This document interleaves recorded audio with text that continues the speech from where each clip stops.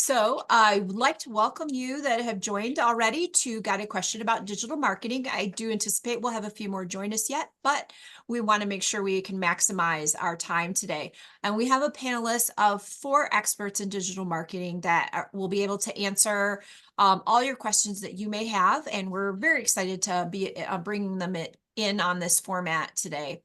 So as we get going, I just want to make sure that you know what your resources are at SCORE. Our goal is to provide information to the small business community, and we do that in a couple different ways. One is through our website, lots of templates, articles, videos you can watch on the website, score.org. The other is through our workshops and webinars. And the most important, I think, is our mentorship program. Mentoring is free and confidential. Our mentors are volunteers with a wide variety of backgrounds and experiences to share with you. We work with folks that are at all stages, pre-startup and already in business. A first session is going to be a get to know you. They want to know what your goals and challenges are so that they can help you formulate a plan. Oftentimes they'll bring in other mentors as needed to make sure that you're getting a well-rounded experience as your needs change. So getting a mentor is very easy. Go to the score.org website, put in your zip code, and that will match you to the chapter nearest you. And then that chapter will assign you to a mentor. So we are recording today. So we can share that with those that attended as well. So in case you missed an answer, you'll get that answer.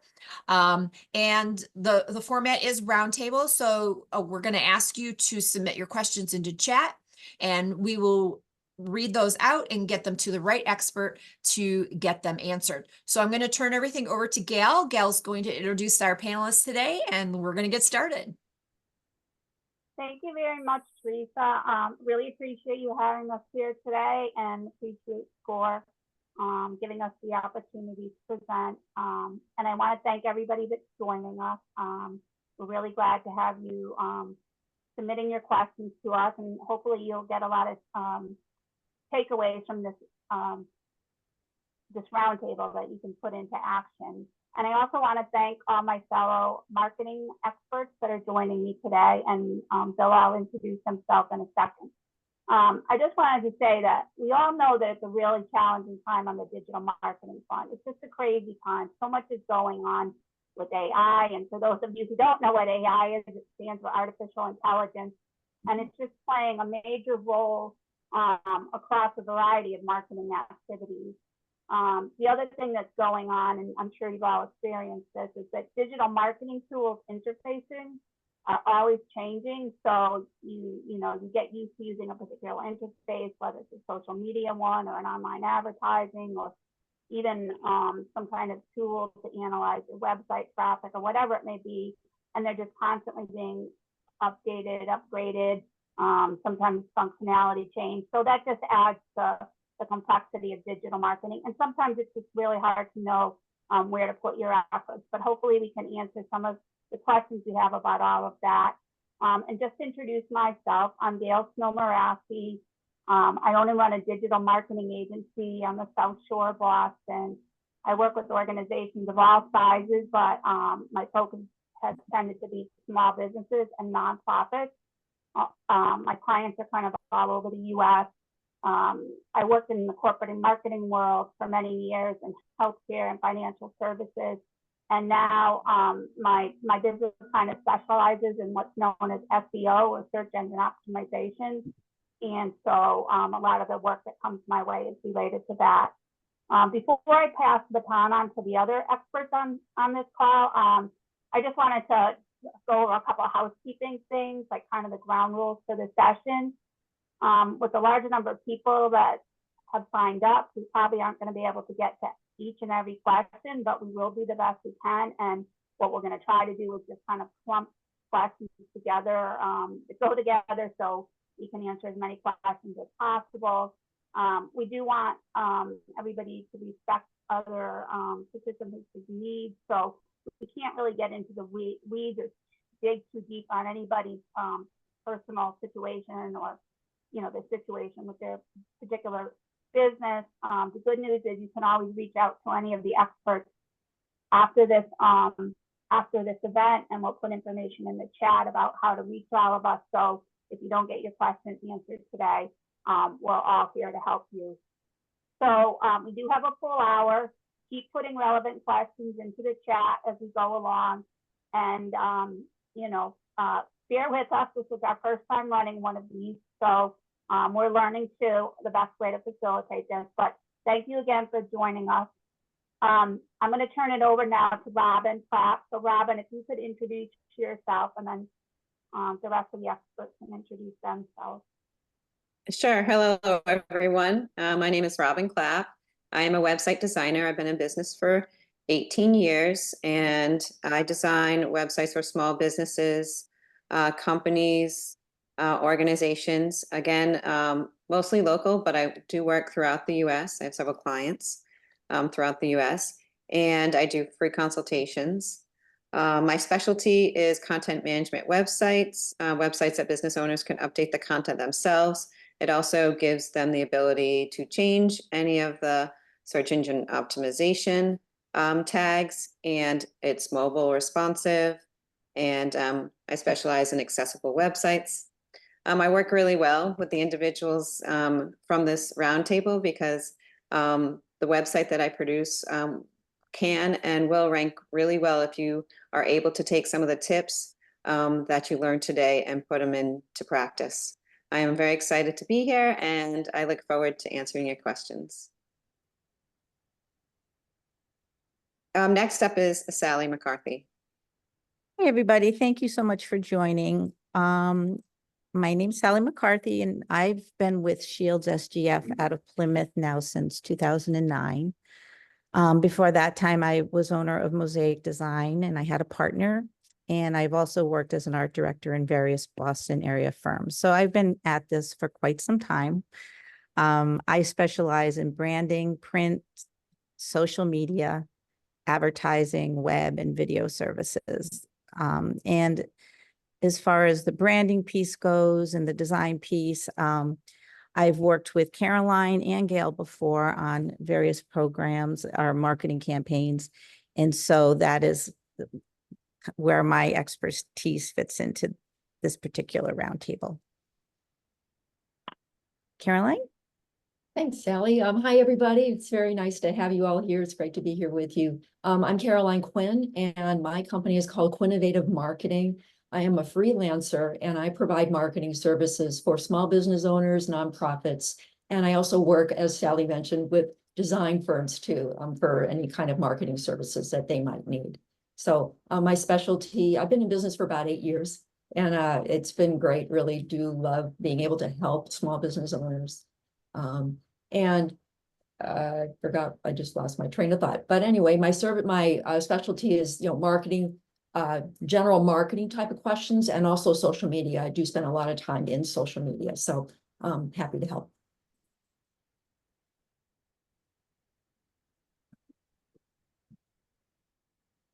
Okay, thank you, everybody. Can everybody hear me, by the way? Someone put in chat they couldn't hear me that well. Can you hear me now? I can hear you. I think we can hear you. Yes. Okay. All right.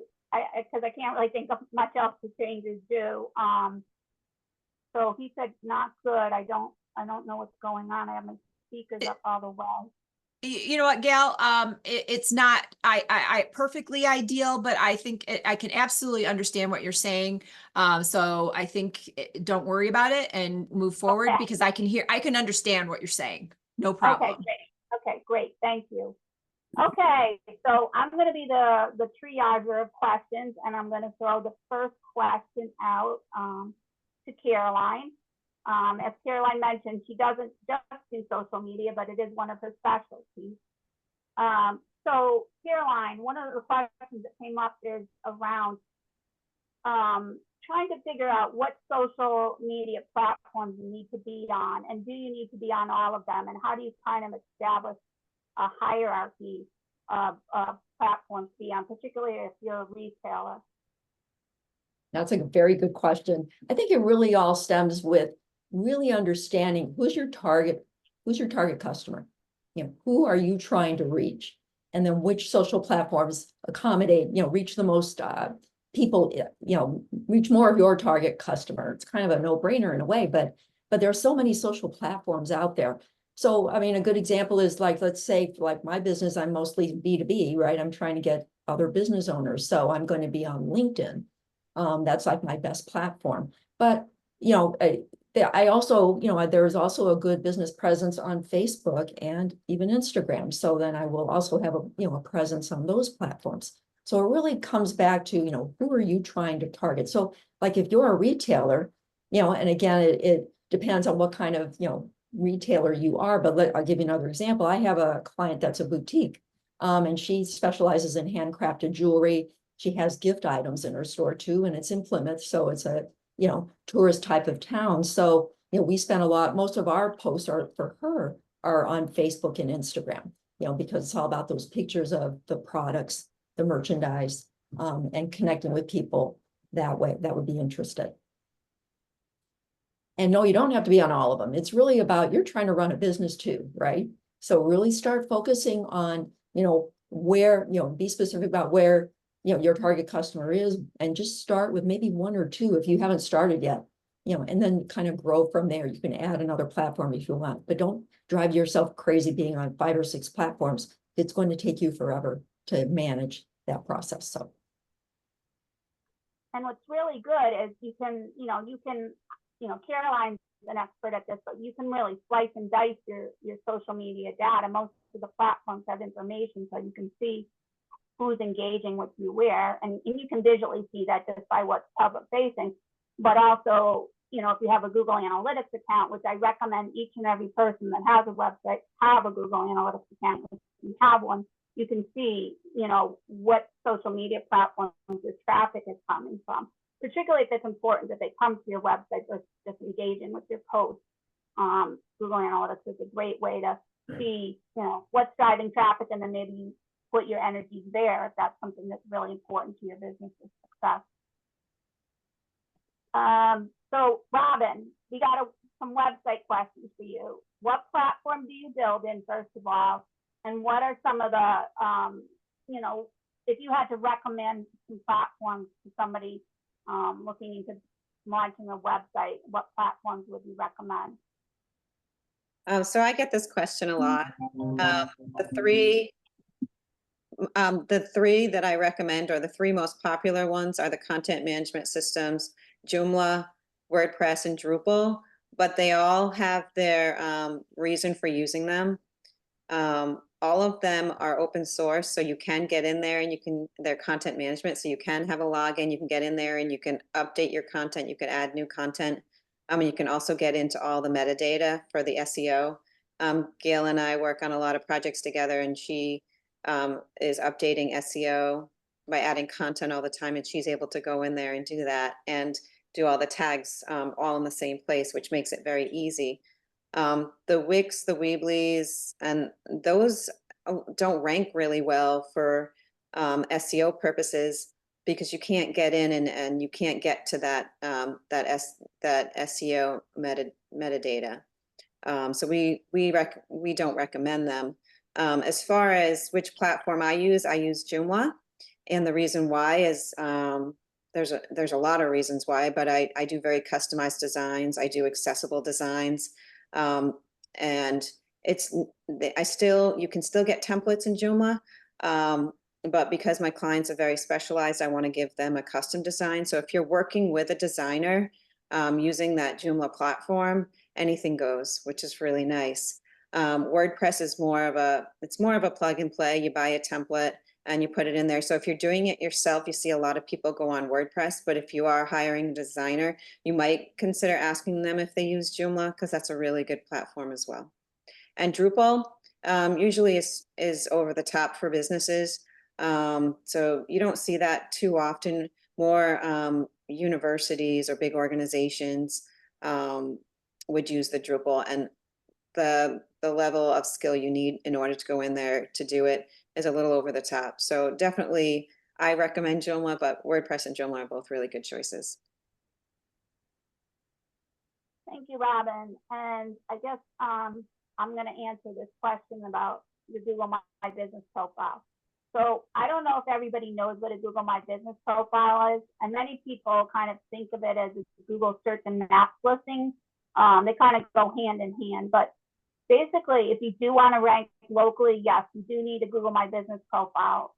Particularly if you're a service business, the two ways you're going to rank on Google is either with a website or your Google My Business profile. And particularly for the near me or towns and city searches that people do, if someone says estate planning lawyer in Braintree, Mass, or estate planning lawyer near me, Google's going to serve up your Google My Business profile instead of your website. It's just, Google has long leaned toward local search, and so it does everything to facilitate easy and effective searching for local services and local businesses. So it's really important as a service business that you have both. Even as a consumer product business, it's still good to have one, particularly so you can be found locally, and then ranking locally supports ranking globally. But I think every business should have one, and it's just really important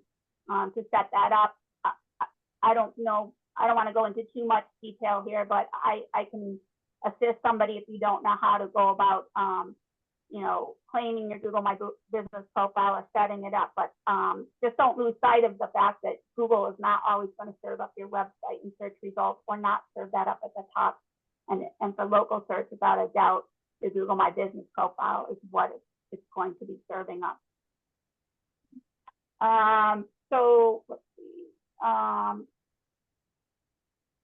Somebody had a comment about WordPress. I think I don't really know how to address this. I don't know if you see that in there, Robin. But I think what Robin was getting at is that when she works closely with designers like Sally or other designers who provide custom sites, so that each site she builds is for a specific business and a specific person, versus using a design out there, kind of like a canned design that other people would have access to. Maybe you could speak to that a little bit too, Sally, if you don't mind, like the benefits of having a custom design. And Sure.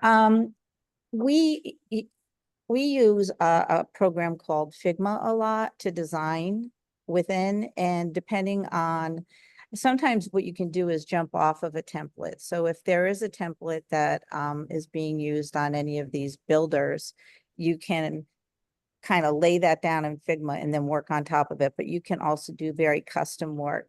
A lot of times, if you're doing that, you may send that to a developer who will then create the site and also make sure that there's a CMS, which is a content management system, built in around that.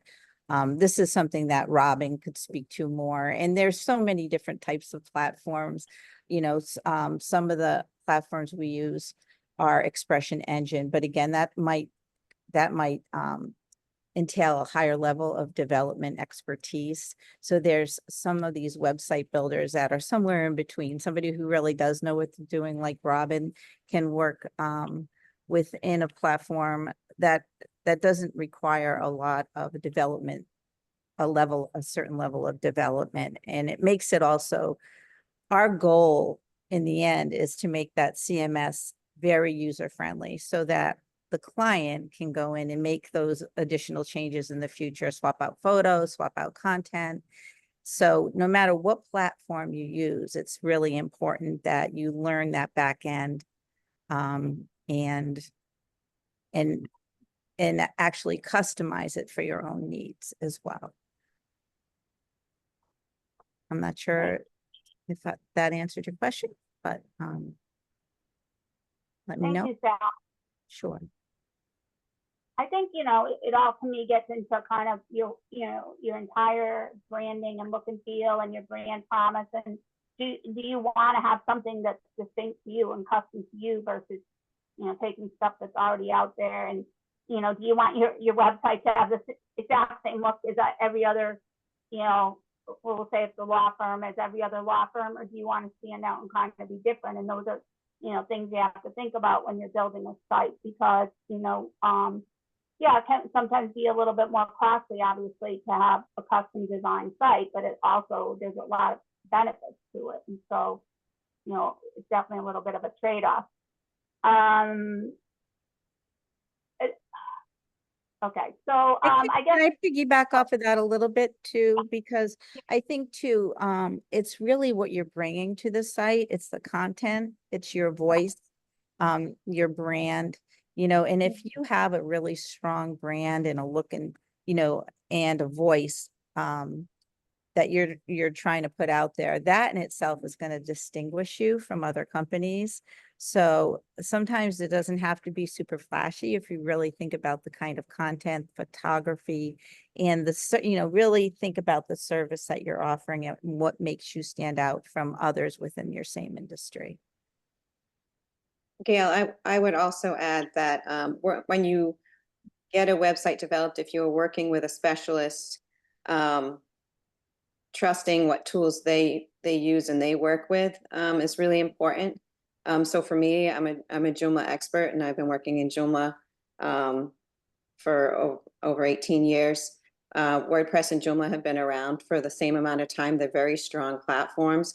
I know all the benefits of working with Joomla because that's the community that I reside in.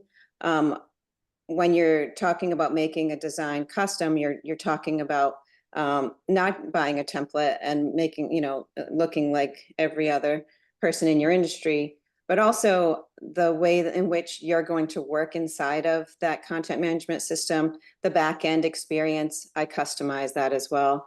It is a really strong platform for being able to do a lot of different things that my clients want. So I feel like I have a lot of flexibility in providing a really good product. And that is very limited to my experience in Joomla. But you really need to find a good partnership with a website designer that aligns with what you want to do and is providing the tools to do it. So working and asking these questions with your designer is really important. Yeah, those are great points, Sally and Robin. Very helpful information. Yeah, and I think, obviously each person's situation is unique. How much time do they have to do on their end or your end to keep the site updated versus, how dependent are you going to be on the person who develops your site. So a lot of those, initial discovery type questions have to happen first before you can really land on maybe even who you're going to work with and the platform that you're going to build in. But yes, there's a number out there. There's, like what they call web builder sites like GoDaddy, Wix, Weebly. Then there's obviously WordPress. And I know the question came up in the chat about whether people have developed in it. I think we're all familiar with it and its capabilities, but there's not specifically a developer on this panel right now. So that was a question somebody asked. Yeah, so each person's needs vary, and therefore what they need for a content management system is going to really vary. I guess we're going to move into, well, I'm going to answer a question for my friend Sarah Scala, who happens to be on the call. Hi, Sarah, glad to have you on here. And I see you put a couple of questions in the chat, and they're semi-related. You asked how you could keep your SEO current, and you also asked, is there a way for artificial intelligence to help with that? I'm not aware right now of any way for artificial intelligence to kind of do all the SEO work for you, I guess. But obviously, one way, people take advantage of artificial intelligence to keep their website current is just to help with content ideas.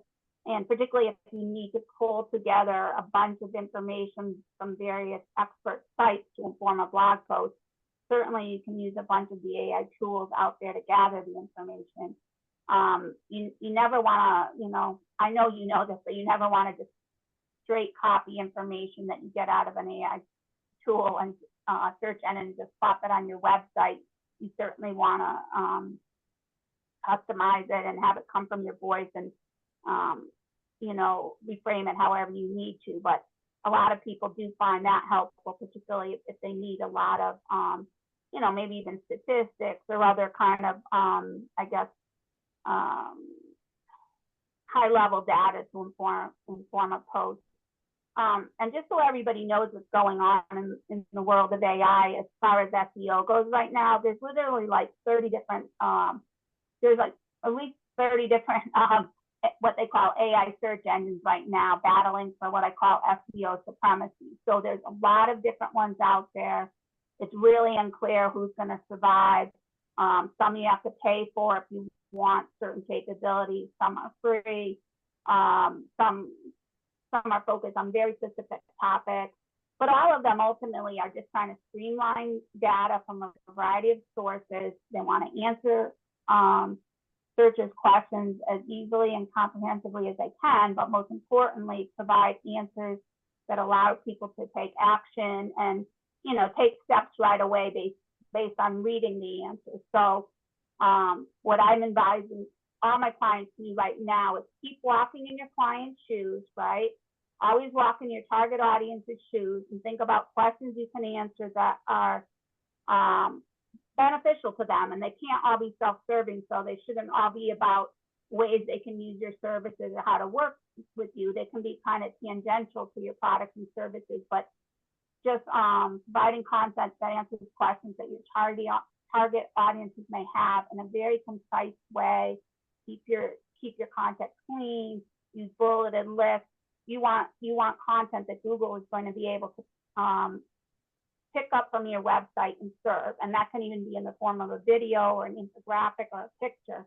But just constantly be thinking, how can I be helpful to my target audience? Those are the websites that are winning right now in the SEO game with all the confusion going on in the SEO world. It's very likely Google is going to be taking a step back, and other search engines are going to be taking a step forward because of a recent lawsuit that Google was involved in.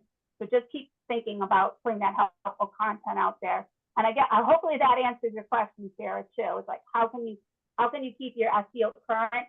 Keep blogging, keep putting out fresh content that's helpful to your target audiences, and consider putting up an FAQ that answers important questions that your customers might have, whether it's about working with you or other topics that they would benefit from reading about. That's what's really going to help with the SEO game. I guess, did anybody else want to weigh in on that before we move to a new question? Just one thought, I think you might have mentioned it already, Gail, but like with using AI in terms of SEO, I mean, AI, like ChatGPT, for example, I use that a lot, but I think I use it more as a research tool. So for SEO, I might say, okay, you know, take a look at here's my URL for my website. What would you suggest I do to improve SEO? And then just look at what suggestions it provides, and then you make a determination on whether or not you want to update your site. Yeah, that's a great one. I mean, why not use it? Yeah, to see if it's got any new ideas about what you put in should be doing. I mean, ultimately, content is still king, and I read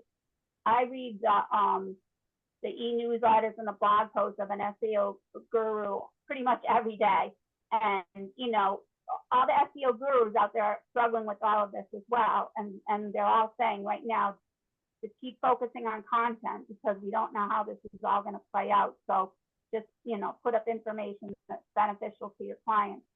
And related to that, Caroline, there were a couple of questions about posting on Facebook and LinkedIn, right? One was, what kind of content can you put on LinkedIn that's going to help people, I guess, interact with your posts? Like what's the most effective form of LinkedIn content? And there's a very specific question about how many times a day to post to Facebook. Yeah, that's a good question too. Well, as far as LinkedIn's concerned, what I've found, like with myself and my clients, is like posting posts that are helpful with helpful information. So it could be like tips or, you know, something that's going to really, when somebody reads that, when you write the content, you're thinking, you know, how does this help the reader? You know, who am I trying to help with this content? And if you kind of use that as kind of a compass, you know, I find that helpful in creating content, especially for LinkedIn. What you don't want to do is have stuff that's too personal, right? You know, political stuff. like stay away from that, because especially on LinkedIn, keep it to business, and relate it back to if you can feature your products and your services. Like they say, like there's like I think it's an 80-20 rule, like 20% selling your stuff and then 80% of like just content that's going to help people. I think that's kind of a good guide. And also, Gail touched on it earlier, but like all the social platforms, and including LinkedIn, they have some great analytics that you can look at each of your posts and see how they perform, but really look at like, what, with LinkedIn, it'll tell you like, what, who looked at, like what their seniority was, like what industries, that kind of thing. You can kind of drill down and see, like who you're reaching, and, just kind of tailor your posts, for the types of businesses that you're trying to reach. I hope that answers your question. Whereas Facebook, I kind of see Facebook as kind of more of a, you can kind of have a little more latitude. You've got like reels where you can kind of do some fun stuff, but, again, I still strongly advise staying away from like political posts or anything like that, or what I had for dinner last night. I don't know. I guess it really just depends on who you're trying to target. If it's a younger audience, maybe you're on TikTok. So then it kind of makes more sense to do the fun, personal kind of things, I guess. But with Facebook and Instagram, really think about the visuals, whether if it's a reel or if it's a, just an image post or a carousel. Carousels are those multi-image posts; those do really well. But really kind of focus on, what's the value of this post for the reader? What are they going to get out of it? Yeah, because I think that self-serving, if the posts are too self-serving, it just turns people off. Like I've seen people post things like, call me, and they put the phone number in their posts and stuff like that, and they're so salesy. I think if you put up a lot of content like that, you're just going to turn people off. Yeah. It's not, that's not the purpose of social media. It's supposed to be information sharing. That was the foundation, it was kind of built on. So Absolutely. And, it's funny, just this morning, I hopped on one of my clients' Facebook pages, and there was a prompt, and it said, we took this particular post down because it's spam. Well, it wasn't spam. You can actually, have them review it again, but that nevertheless, they didn't like it because it had a long link on it. So, my client had posted that. So, just something to think about that, if you're too salesy like that, that it might end up, being perceived as spam. Not only to the platform, but to the reader. One of the things that we like to do is for all of our clients, we set up kind of a content calendar, and right off the bat, we talk about what are some of the kinds of topics that make sense for your company. And we kind of call them buckets, and we figure out, various different things that we could talk about that make sense. And what that does too, is it kind of mixes up your posts a little bit. So it's not always the same sort of thing. Sometimes what we'll do is create templates that kind of reflect the brand, so that if you do have to do some quick posts, you can just kind of plug and play. But it's also really important to do some things that look very different, because otherwise people start thinking that they're just looking at the same thing over and over again. But having that content calendar has proved really helpful, especially working with a client, because say it's a Google sheet or something, they're able to come in, look at the posts, approve things, everything's right there. You can schedule things. And so making it easy, I think, is also really important. And it allows yourself to really think through, what is it that I'm trying to engage about, and give that some thought ahead of time, so that it's not reactive, but a little bit more planned out.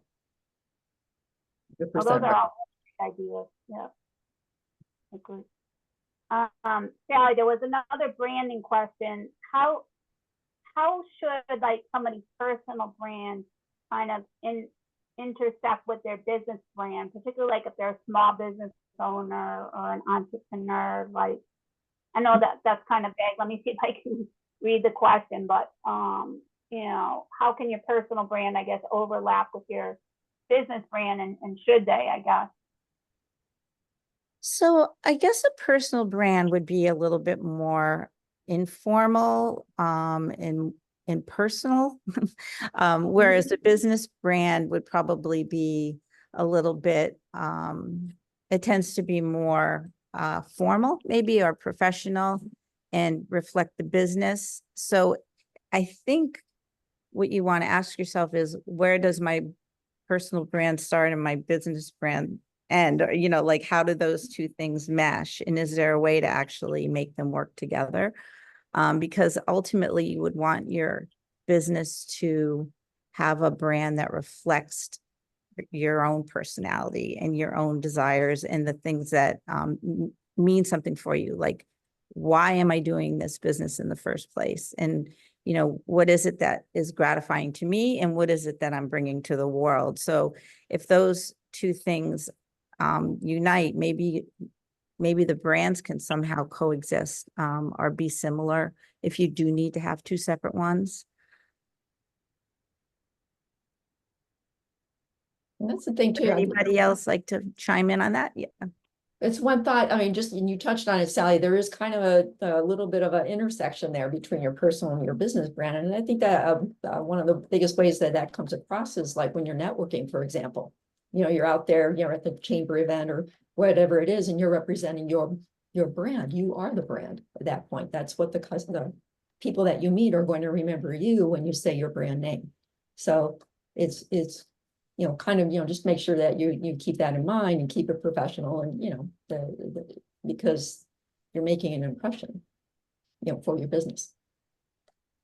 This is stating the obvious. Hopefully it's stating the obvious, but I would hope everybody would refrain from engaging in any political discussions right now, because that's one of the worst ways to really do damage to both your business and personal brand, getting into some heated political discussions during election season. I would steer clear of any of that, because you have no idea which ways your clients lean. So it's not worth the price you might pay for that. Mm-hmm. Let's see. So we've got a bunch more questions about LinkedIn.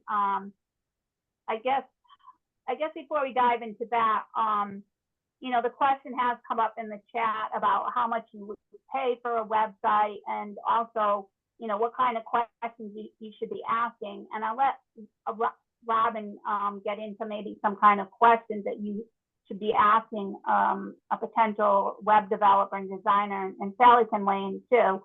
As far as pricing goes, I'm just going to share what I've experienced, and it varies. It really varies by the size of the site and how much, functionality you need. Is some of the functionality got to be, custom built? So there's a lot of things that play into it. Are you having a custom design?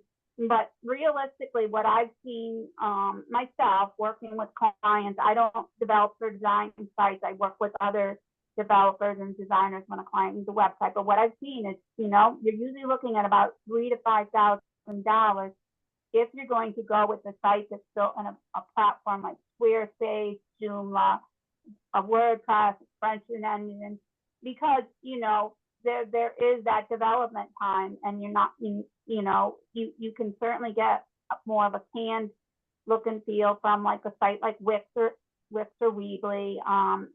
And GoDaddy, in those cases, the pricing, you usually pay a monthly fee or an annual fee. Maybe I don't know now if some of them let you prepay for the whole year, but you're paying for the hosting and using their, what I call drag and drop tools to set up your website.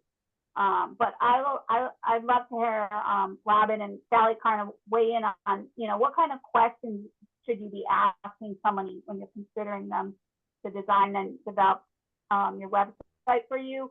And I will just say that you should be, at a minimum, getting some kind of proposal or document back from them that details what you would be getting for the fee that you pay. If you're not getting that, then to me, someone in the chat indicated they had some kind of bad experience. So maybe you guys can speak to that too. I would love to answer that question. When I first started out 18 years ago, I had picked up several jobs from clients who had websites where they were paying a monthly fee to the designer. The hosting and the domain was in the designer's name and not in their name. And so they were basically held hostage. So one of the things I would highly recommend when you're looking to hire someone to design your website is if they'll allow you to pay for your hosting and your domain name, it should be in your name, 100%. You are the business owner. You are the person that should be listed with your domain name because it's registered in the World Wide Web as your business and your business domain. So start there and get your domain name, and recommendations for hosting can come through your designer, but it should ultimately be in your name and you are responsible for renewing it every year. So there's no reselling and there's no anyone else holding that account besides you. So I start off with that. Then you hand it over to your designer, and your designer can have, they can be a collaborator on it, and they can have a login so they can go into that account and they can set it all up, the technology, and get in there. You don't have to know how to do all that technical stuff, but you should be the owner and the person who is paying for those accounts.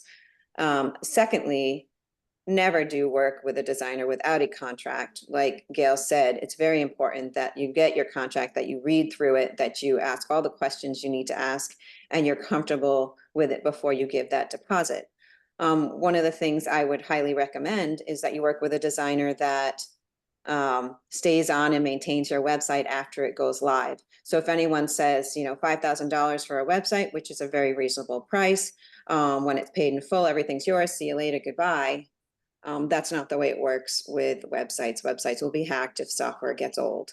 So you wanna ask them, what is the maintenance plan for keeping that software up to date, and whatever other services that they provide for keeping your website healthy online. I do a maintenance plan. It's very reasonable, $50 a month.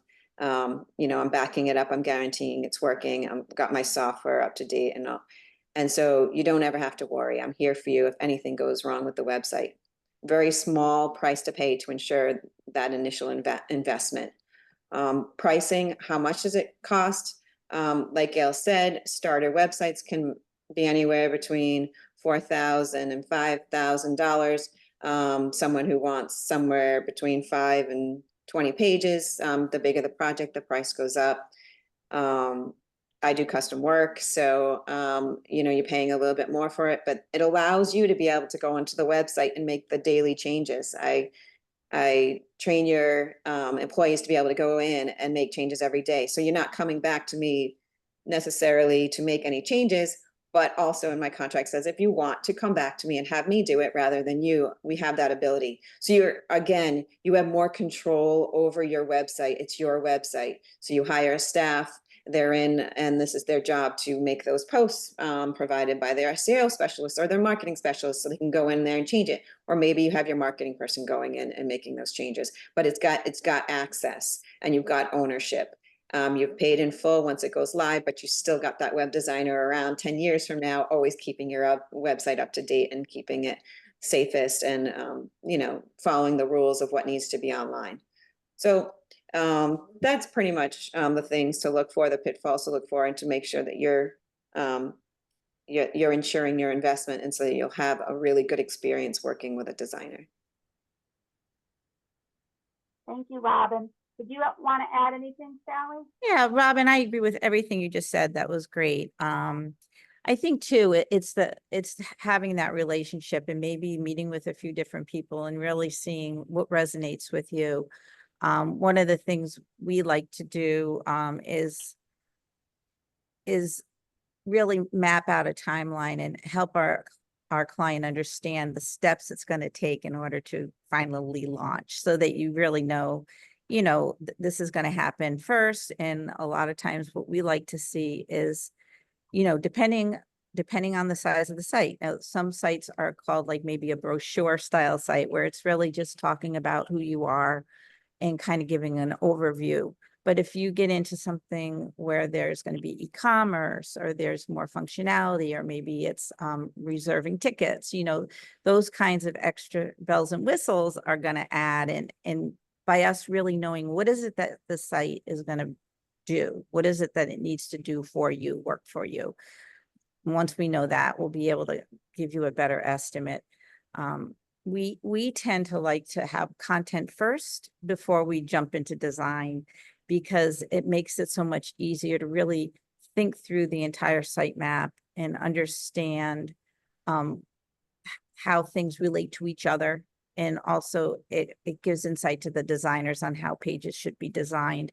So little things like that, I think, are just important so that the process is streamlined. And, you know, sometimes it can go over a series of months, and maybe that cost can be broken across that series of months. That makes it a little easier for everybody, you know, as far as cash flow goes on our end, but also for the client to be able to pay maybe in installments.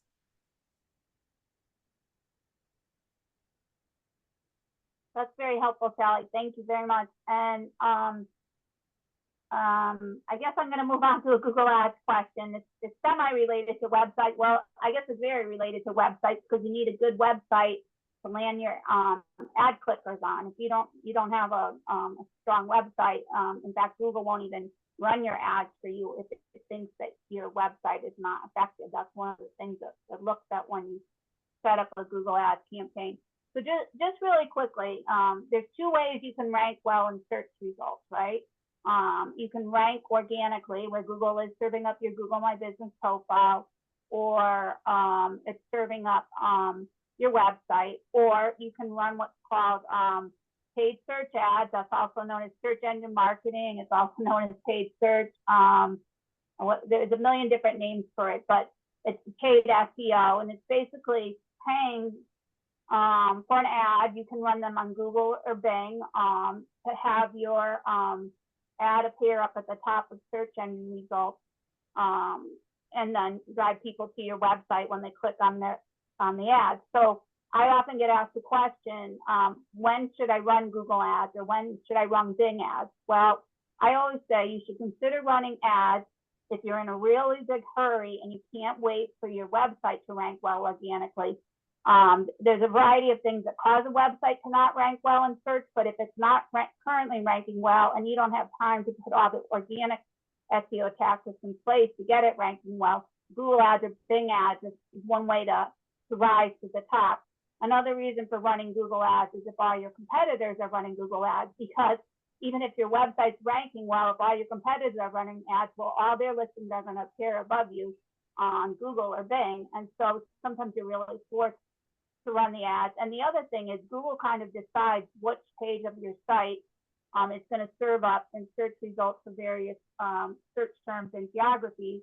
And that, you know, it's taking signals from your site, but sometimes it'll serve up a page of your site that you really don't want to be the landing page or the one that's ranking up at the top. And so sometimes people run Google ads to get around that. I do want to share that I've just started running Bing ads for my own business, and I wanted to test what I had read, that the cost per click is a lot cheaper, and it really is. It is a lot cheaper than Google ads. And also, as I shared earlier, Bing may be starting to have a bigger place in the world of search because of this antitrust lawsuit against Google. I won't go into all the details, but it is likely Bing is going to be used by more people going forward. So if money is an issue, sometimes running Bing ads is a good way to go. And I always say the only way you're going to know if search engine marketing, paid search is an effective tool for you is by trying it. You know, every organization's cost per click is different. The monthly budget required is different depending on how competitive your marketplace is and even where you're located. You know, some certain areas of the country you pay way more for a click than you do in other areas. So you don't really know until you try with Google ads. And I'd be glad to have a discussion with someone separately about this, because I do know someone mentioned they were considering running Google ads. But I do think, I think it's worth something. It's worth trying, particularly if you're not driving enough people to your website organically. The caveat is that people have to be searching on your particular products and services. So if no one's either aware that your product or service exists, or they're not searching to find someone that offers it, then Google ads isn't going to help. Bing ads aren't going to help. And even focusing on getting your website ranking well organically isn't going to help. So they're not for everybody, but they can be a very effective tool. Okay. Now we're getting a lot of good questions coming in. Sally, someone had asked, maybe you and Caroline can both address this, but someone asked about, you know, designing an effective mailer. Like what makes for, I guess I'm assuming it's like a direct mail piece. What might make for an effective direct mail piece? I mean, I think visuals, you know, people are starting to do more print again. For a while, it was kind of, you weren't getting as much of that mail delivered to your home. It was there was a lot of email marketing, and then things have kind of shifted back to the print. And I think having a really great visual and something that, you know, stands out, and also some hierarchy of type, so you have a really strong message that's going to catch somebody's eye. And, you know, and once you're in, you know, there's some other messaging that might, you know, draw you in a little bit further so that you become interested. So it is strategic in how you set up, how you set this up visually.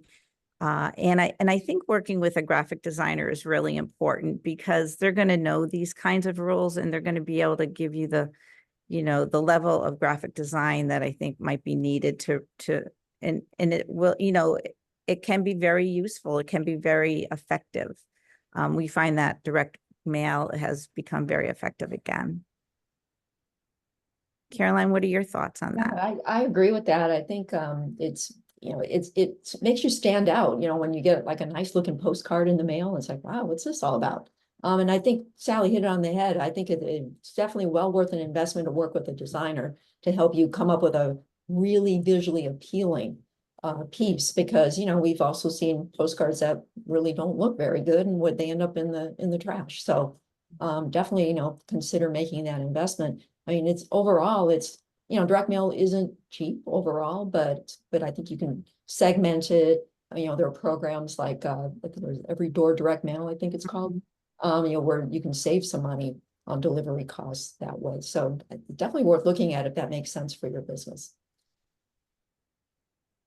I think it's really great to see that some of what they kind of refer to as traditional marketing and you know, I guess we'll say, you know, things like print, broadcast, which is radio and TV, and even cable and streaming, transit advertising.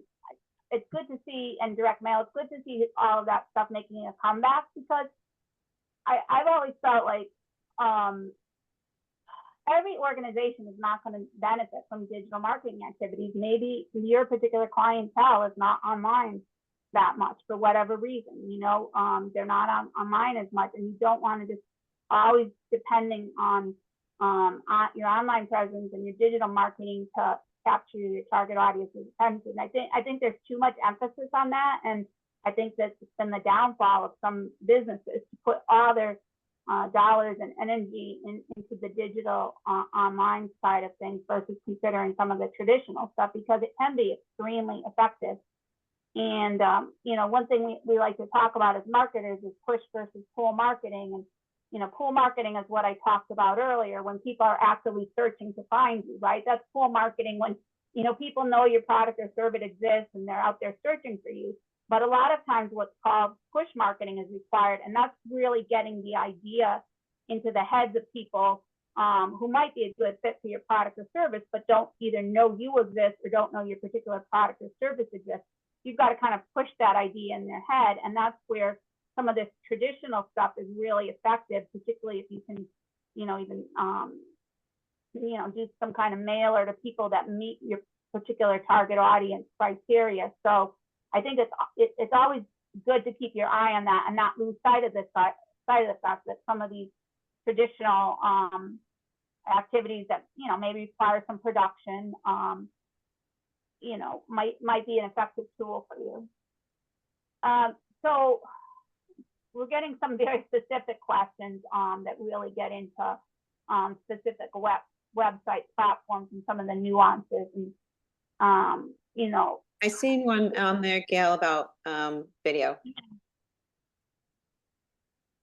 Yeah. What's the one?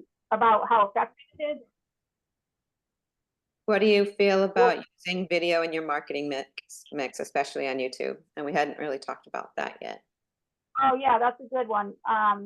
The Caroline, do you want to take that one? Well, I think we all could say something about that. I think video is a great way to go, just for the obvious reasons, you know, it's animated, it's visually appealing. You can get across a lot of information. And particularly on YouTube now, now that you can do shorts, which is the 1-minute video clips, much like reels and stories and that kind of thing. It gives you a lot more opportunities, more options for you to use, you know, more video in your platform. So I'll give you an example. Like I just started working with a tech company, and what they just did recently was they produced a whole bunch of YouTube shorts, 1-minute clips. And so what I'm doing is taking those clips and I'm posting it on their LinkedIn. So it works out great. So, but you could post it on, you know, Instagram or Facebook. So it gives you a lot more flexibility to get that video out there, you know, and really think about what the content is, what the message is that you're trying to convey. Yeah, there's Yeah, there's so many different types of video too, whether it's an explainer video that's more animated, that has maybe motion graphics in it versus somebody like kind of talking about what's going on, you know, boots on the ground, like maybe if it's an environmental video, we're in the field and getting some great, you know, coverage. But there's so many different ways to tell your story. And I think the nice thing about video is it's so much more engaging. And I think people get drawn in. And what can also be nice is you might do a larger video that you can use maybe on your website, but then chop that into bits and pieces and have like little video shorts even that you can pull out of that larger video. We've done that for our clients before, but we're finding more and more that is something that people want. They want a website, but they may also want a video that, you know, kind of like tells exactly what they do. They're asking about how long is good for Meta and how long for LinkedIn. It sounds like, yeah, well, you're right. I'm reading your comment there. 1 minute might work for LinkedIn. Yeah, because you're, you know, those people on LinkedIn, you know, they're professionals, are kind of scrolling through, so they don't have a lot of time to sit there for 20 minutes looking at a video. So definitely keep it short on social. But on Facebook, I think that's the platform where you can actually have, you know, long form video if you wanted to. It really all depends on, you know, what the content is, you know, if it's something that you think would hold your target audience. And then Instagram, you know, keep it to 1 minute or less, so that you can, you know, post it as a reel and then share it in your stories as well.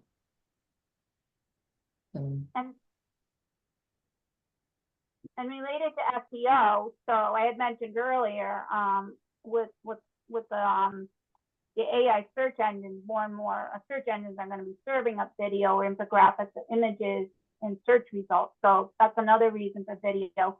And also YouTube is basically maybe not so much now with TikTok, but YouTube used to be the #2 search engine. It's owned by Google, but it was the #2 search engine.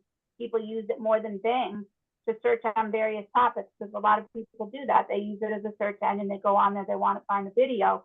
And so it really supports SEO, because when you put up a new video, you can tag it with as many appropriate keywords as you want. And then when somebody searches, if you got it tagged appropriately, people will find it. That's a really important piece that people sometimes lose sight of, but you do need to tag your videos for finding. But yeah, I think there's so many win-wins with video. And you know, there's people that don't want to read content and prefer, you know, to learn about your organization via video, just because that's kind of their learning style. So I think everybody that's marketing a business should have some video.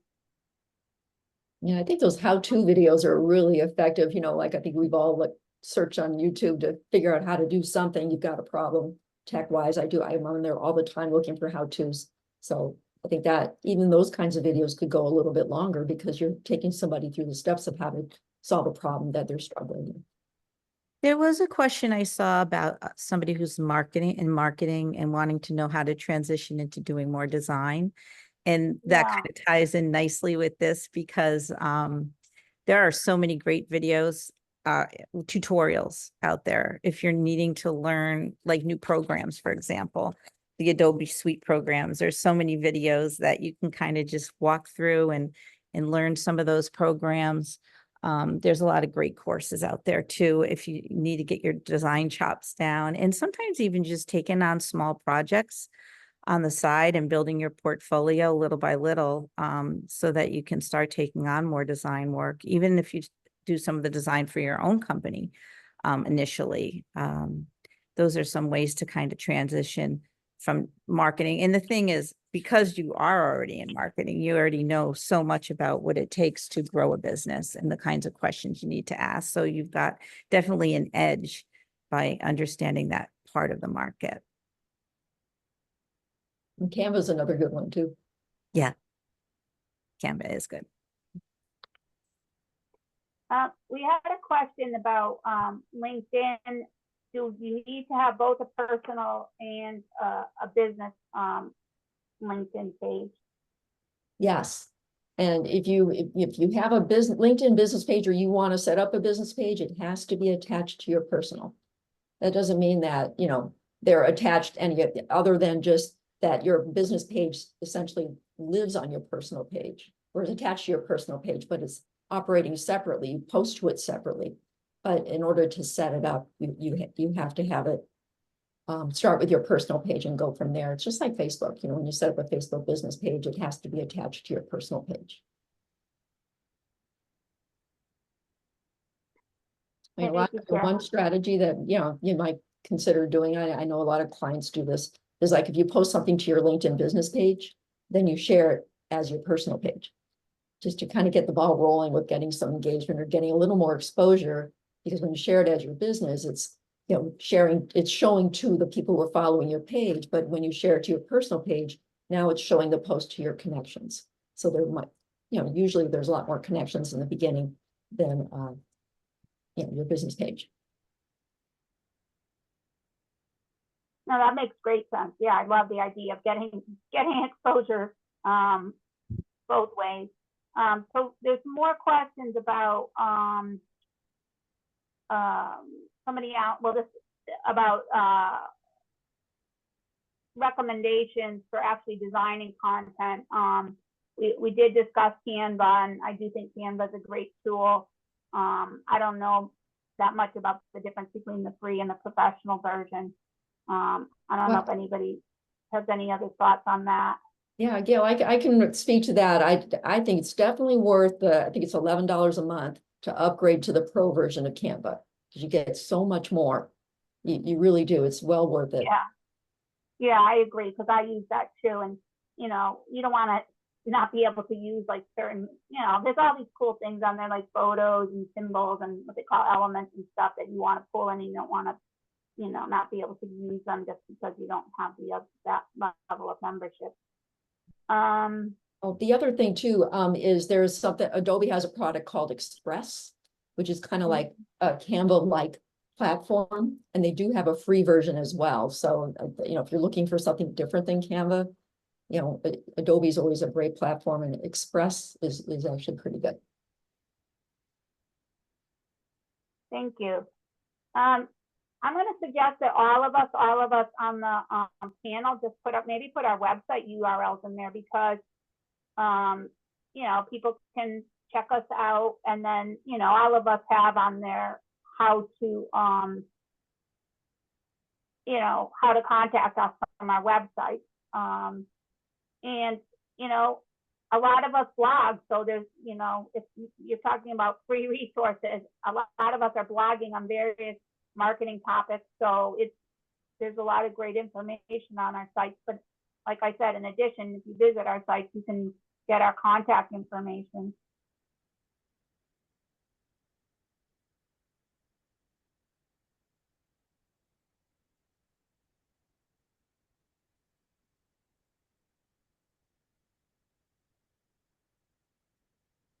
So I guess before we wrap up, are there any other additional questions that people have? We did our best to answer most of them. I think we got to most of them, unless they got really granular as far as, you know, specific capabilities of various content management systems. But if there's something, you know, that's more general, broad that someone put in the chat and they think we didn't get to it and you want to throw it out there again, we can quickly take a look at it. So somebody, so this is pretty specific, something about Figma. Who had mentioned Figma? Was that you, Sally? Yeah. Mhm.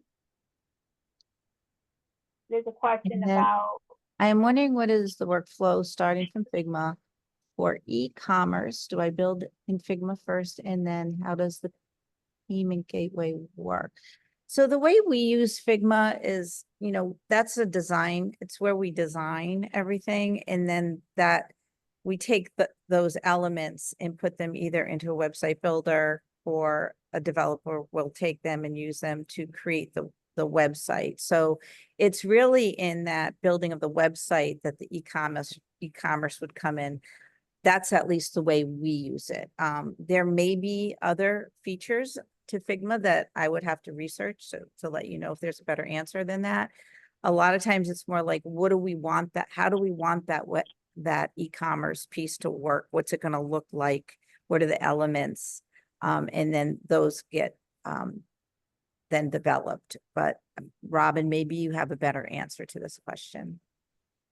Yeah, no, I'm not familiar with that workflow. I work with graphic designers and they give me website specifications in different ways. And then I would put them into the Joomla platform specifically because that's where I develop. So Yeah. it all depends. But if you are hiring a developer to do your website, they're going to know how to get your e-commerce set up, your payment platforms. They're going to be able to work with a designer to get the right design. So those are very technical questions that normally if you're hiring someone, you don't really have to worry about it. As long as they have a contract with you and they, you know, guarantee that their end product will work and you can hold them to that, then it's a very safe bet to go with them.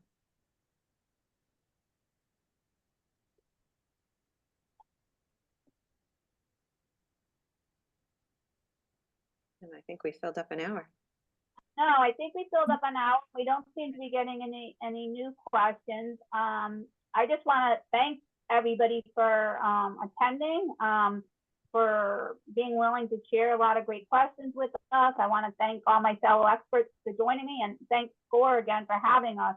It sounds like we might be doing another one of these in the fall. And as I said earlier, this gave us an opportunity to kind of see how this would work. So thank you for bearing with us and helping us kind of figure out what types of questions we might get in the future, and you know, what kind of concerns everybody's having right now on the digital front. It sounds like there's a lot on the website front for sure, and the design and branding front, and the social media front.